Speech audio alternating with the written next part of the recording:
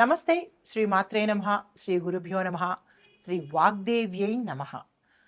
మనకి ఖగోళ శాస్త్రంలో, దృక్పంచాంగంలో మనకి ఎప్పటికప్పుడు గ్రహాలు మారుతూ ఉంటాయి. ఈ రాశి నుంచి ఆ రాశికి, ప్రతి 2.5 రోజులకి కొన్ని రాశులైతే, ప్రతి నెలలకు, 45 రోజులకు ఇలా వాటి యొక్క గమనాన్ని బట్టి ప్రతి నిమిషము మారుతూనే ఉంటాయి. గ్రహము అంటేనే చెరించేది అని అర్థమనమాట. అయితే ఇప్పుడు మనకి చాలా అరుదుగా సంభవించే చంద్రమంగళ యోగము గురించి ప్రస్తావించబోతున్నాము. అయితే ఈ గ్రహాల యొక్క పరిభ్రమణము, గమనము మనకి ఖగోళ శాస్త్రంలో ప్రతి సమయంలోనూ ఫ్రీక్వెంట్‌గా జరుగుతూ ఉంటాయి. అయితే ఈ ఒక రాశి నుంచి మరొక రాశికి ప్రతి గ్రహం మారే సమయంలో కొన్ని కొన్ని గ్రహాల కలయిక ఒక్కొక్కసారి 2 గ్రహాలు కలుస్తుంటాయి. ఒక్కొక్కసారి 4, 5, 6 ఇట్లాగా వాటి యొక్క పరిభ్రమణం జరుగుతున్న సమయంలో మనకి రేపు ఫిబ్రవరి మధ్యలో అంటే 25 ఆ తారీఖులో మొత్తం 7 గ్రహాలు కలిసి ఒకే కక్షలో ఉండబోతున్నాయన్నమాట. అంటే ఇట్లాంటి వింతలు మన ఖగోళంలో ప్రతి నిమిషము జరుగుతూ ఉంటాయి.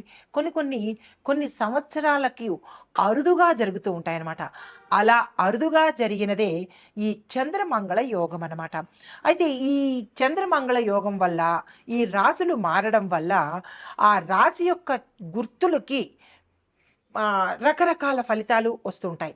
ఆ గుర్తుల్ని మనం అనుసంధానం చేసుకుంటూ ఏ రాశిలో ఏ గ్రహాలు ఎట్లాగా పరిభ్రమణం చేస్తున్నాయి, అవి ఏ సమయంలో చేస్తున్నాయి, వాటి యొక్క ఫలితాలు ఎలా ఉండబోతున్నాయి అనే అంశంలో మనకి ఫిబ్రవరి 26వ తారీఖు మాస శివరాత్రికి ఇలా ఒక రాశి నుంచి మరొక రాశికి మారుతూ ఉండడం వల్ల అద్భుతమైన ప్రయోజనాలు ప్రతి ఒక్క రాశి వారికి కలగబోతున్నాయి. అయితే ఈ క్రమంలో ఫిబ్రవరి 26వ తారీఖు 2025 మహాశివరాత్రి సందర్భంగా మకర రాశిలో కుజుడు చంద్రుడితో కలయిక అవ్వడం వల్ల చంద్రమంగళ యోగం అనేది సంభవించబోతోంది. అయితే మనకి ప్రతి ఏడాదిలోనూ ఫాల్గుణ మాసంలో కృష్ణపక్షం చతుర్దశి రోజున మనకి మహాశివరాత్రి వస్తుందన్నమాట. అయితే ఈ సంవత్సరంలో ఫిబ్రవరి 26వ తారీఖు ఏర్పడబోతోంది. ఈ మహాశివరాత్రిని మనం చాలా వైభవంగా జరుపుకుంటూ ఉంటాము. ప్రతి నెల వచ్చేది మాస శివరాత్రి అయితే మహాశివరాత్రి సంవత్సరానికి ఒక్కసారి వస్తుంది. అయితే ఈ క్రమంలో శనిదేవుడు తన సొంత రాశి అయిన కుంభరాశి నుంచి శనిదేవుడు, శుక్రుడు, సూర్యుడు అరుదుగా కలయిక జరగబోతోంది. దీన్ని త్రిగ్రాహి కలయిక అంటారు. 3 గ్రహాల యొక్క సంయోగము, కలయిక అనమాట. ఇది చాలా అరుదుగా మన ఖగోళ శాస్త్రంలో జరగబోతోంది. అయితే ఇది ఇలా జరగడం వల్ల మనకి ఏమి ఏర్పడబోతోంది, ఏ ఏ రాశులు ఎలాగా మనకి ఎఫెక్ట్ అవ్వబోతున్నాయి అనే అంశాలని చూద్దాము. అయితే ఈ కలయిక 300 సంవత్సరాల క్రితం ఒకసారి జరిగింది. మళ్ళా తిరిగి ఈ సంవత్సరంలో జరగబోతుందన్నమాట. అయితే ఈ చంద్రమంగళ యోగం అంటే ఏమిటి?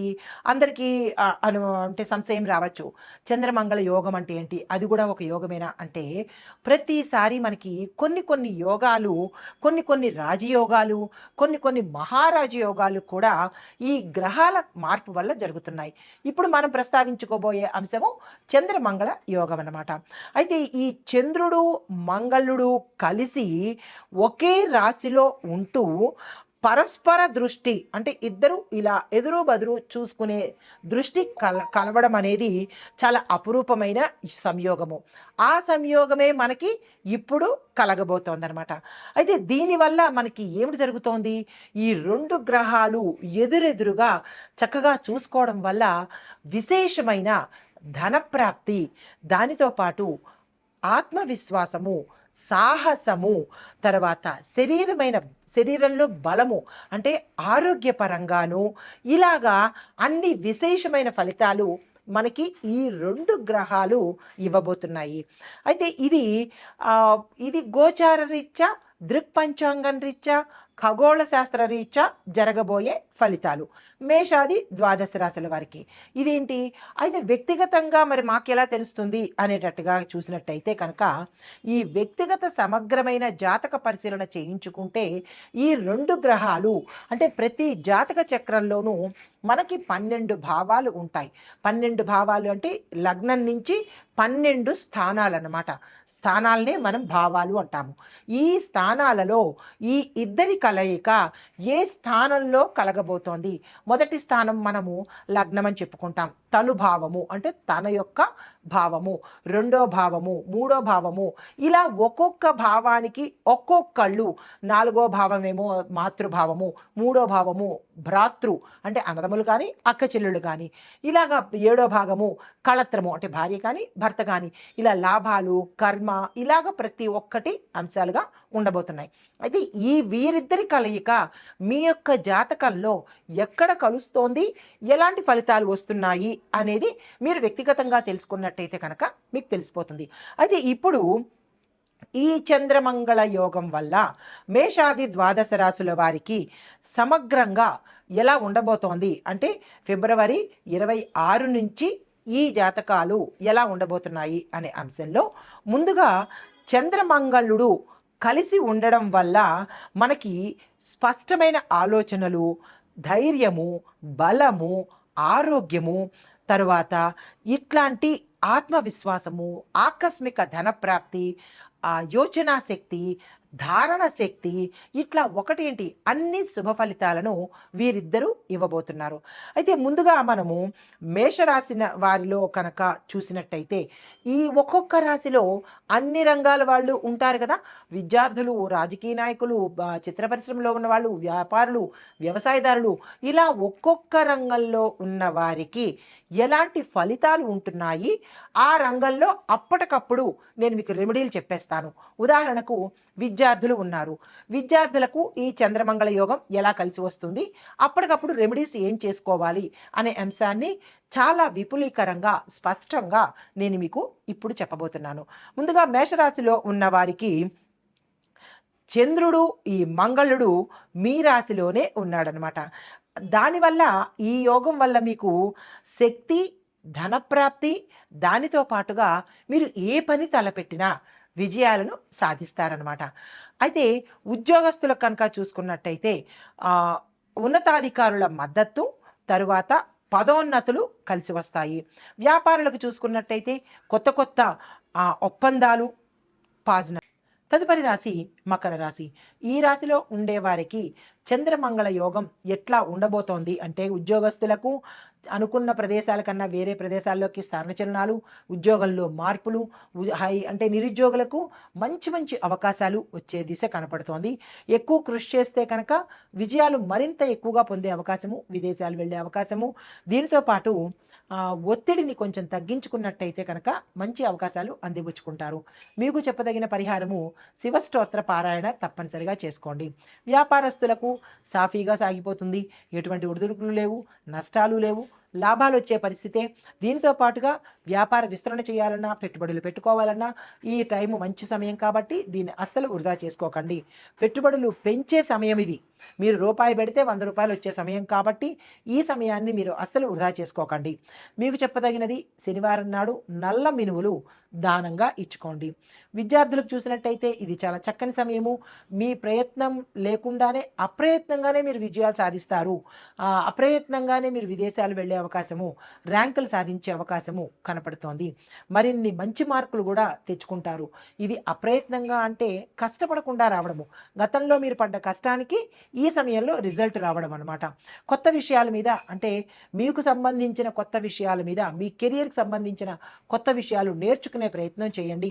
ఇతర వ్యాపకాల మీద కాదు, మీకు సంబంధించినటువంటి విషయాలు నేర్చుకునే ప్రయత్నం చేసుకోండి. మీకు చెప్పదగిన పరిహారము గురువారం నాడు గురు సంబంధిత ఆలయాలకు వెళ్ళండి. గణపతిని తప్పకుండా పూజించుకోండి. వ్యవసాయదారులకు ఎలా ఉండబోతోందంటే వ్యవసాయంలో మీరు చేసే పంటల్లో అవరోధాలు వచ్చే అవకాశం కనబడుతోంది.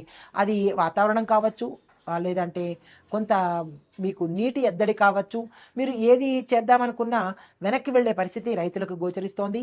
వ్యయం ఎక్కువ అవుతుంది, కష్టం ఎక్కువ అవుతుంది. కాబట్టి మీకు చెప్పదగిన పరిహారము అంటే మీ యొక్క వాతావరణ పరిస్థితులు మీకు అనుకూలంగా లేవు. జాగ్రత్తగా వ్యవసాయం చేస్తేనే తప్ప మీకు లాభం వచ్చే అవకాశము, పంటలు పండే అవకాశం లేదు. కాబట్టి మీరు తప్పనిసరిగా శుక్రవారం నాడు అమ్మవారికి పూజ చేయండి. చంద్రుడికి ప్రతిరోజు సాయంత్రము యథాశక్తి పాలను నివేదన చేసుకోండి. మంచి ఫలితాలు వస్తాయి.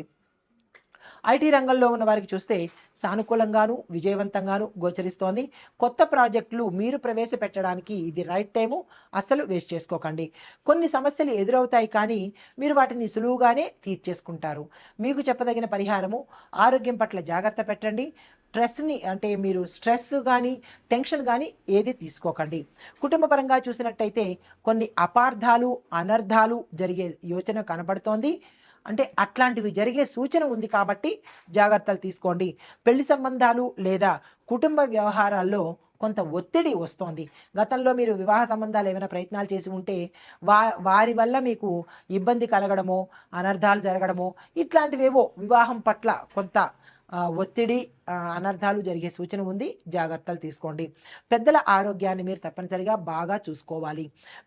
మీకు చెప్పదగిన పరిహారము కాలభైరవ అష్టకాన్ని తప్పనిసరిగా చదవండి. ధన్వంతరి అష్టకాన్ని చదవండి. వివాహానికి సంబంధించి ఏవైనా మీకు ఇబ్బందులు ఉంటే కనుక సుబ్రహ్మణ్యేశ్వర స్వామికి పూజలు చేయించుకోండి. తర్వాత ఆరోగ్యం పట్ల చూసినట్టయితే ఆరోగ్యం బాగుంటుంది, నిలకడగా ఉంటుంది. ఒత్తిడి వల్ల కొంచెం అలసట అనేది కామన్ కదా, అది పెద్దగా తీసుకోవాల్సిన పని లేదు. మంచి ఆహారము, నిద్ర సమయానికి తీసుకోండి. కళలు రాజకీయ రంగంలో ఉన్న వారికి చూసినట్టయితే కళాకారులకు కొత్త అవకాశాలు వస్తాయి. రాజకీయ రంగంలో ఉన్న వారికి మంచి పదవులు వస్తాయి, పేరు ప్రఖ్యాతలు కూడా వస్తాయి. మీరు చేసే నిర్ణయాలకు విశేషమైన ఆదరణ కలుగుతుందన్నమాట. మీకు చెప్పదగిన పరిహారము గురువారం నాడు గురు సంబంధిత ఆలయ దర్శనం తప్పనిసరిగా చేసుకోండి. సమగ్ర విశ్లేషణ ఈ రాశిలో ఉండేవారికి అందరికీ బాగానే ఉంది, కానీ పెద్దగా ఏమీ నష్టాలైతే ఏమీ కనబడలేదు. అయితే జాగ్రత్తలు తీసుకోవాల్సింది కుటుంబ పరంగాను ఆరోగ్యపరంగాను. మీరు చేయవలసిన పరిహారాలు ఇందాక చెప్పినవన్నీ తప్పనిసరిగా చేసుకోండి. ముఖ్యమైన సమాచారము కుటుంబంలో అంటే అనర్థాలు జరుగుతాయి అని అనుకున్నాం కదా, దాన్ని జాగ్రత్తగా సాల్వ్ చేసుకునే ప్రయత్నం చేయండి. ఆరోగ్యం మీద దృష్టి పెట్టండి, పనిలో శ్రద్ధ పెట్టండి. ఇవి ఈ ఈ రాశిలో ఉండేవారికి చంద్రమంగళ యోగం వల్ల వచ్చే ప్రభావము గోచార రీత్యా. నమస్తే.